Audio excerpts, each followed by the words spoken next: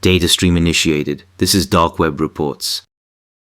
Content warning. The following report contains graphic descriptions of extreme violence. Enjoy the video. The dark road home and the Slender man. The GPS failed 5 miles back. One moment the screen was a neat little line guiding me through the wilderness, and the next it was a blank, sterile display. The phone had no signal, and my car's radio was a dead channel of static and white noise. It was just me, my rattling old sedan, and the road. The road was what they call a ghost highway, an old stretch of asphalt that winds its way through miles of thick, suffocating pine forest. There were no lights, no houses, no signs of life, only the twin beams of my headlights cutting through the absolute darkness. The trees on either side were so close, their branches seemed to form a canopy over the road, swallowing the moon and stars. I drove for what felt like hours, the tension in my shoulders growing with every mile. The car's engine hummed a monotonous tune, and my own breathing was the only other sound. But then there was a third sound, a faint, repetitive thumping. I slowed down, straining to hear. It sounded like something tapping lightly against the trunk of my car. I checked the mirrors. Nothing. The sound continued, steady and rhythmic, like a dull metronome keeping time for my mounting dread. Then I saw a light in my rearview mirror, a single bobbing point of light far down the road behind me. It was too small and too erratic to be another car. It was more like a lantern or a flashlight held by someone who was walking fast.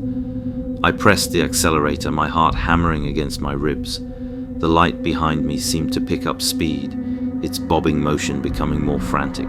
I rounded a sharp bend, my tires squealing, and saw something ahead. A sign. Not a road sign, but an old weathered wooden sign stuck in the ground. I slammed on the brakes, stopping just beside it.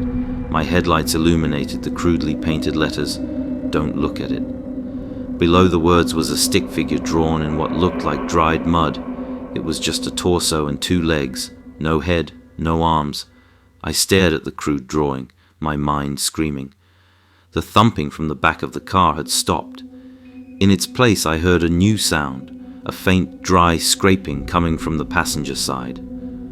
I risked a glance. Reflected in the window a few inches from my face was a figure. It was tall and unnaturally thin, and it was standing on 2 legs, but they were bent backward at the knees like a praying mantis. Its head was just a smooth, featureless ball of skin, and where its arms should have been were long, spindly appendages ending in 3-fingered claws that were tapping against the glass. I didn't scream. I couldn't. My body was a block of ice. It was looking right at me, or rather, where my face was.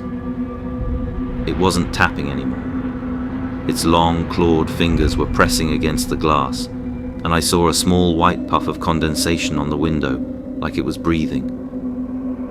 Then it started to smile, a wide, lipless grin that stretched across the smooth ball of its head, not with teeth, but with a crack that appeared and deepened until its face split in 2, revealing not flesh, but a void of darkness, from which a single thin white worm-like tongue began to slowly uncoil. I don't remember what I did. Maybe I drove off, maybe I just sat there.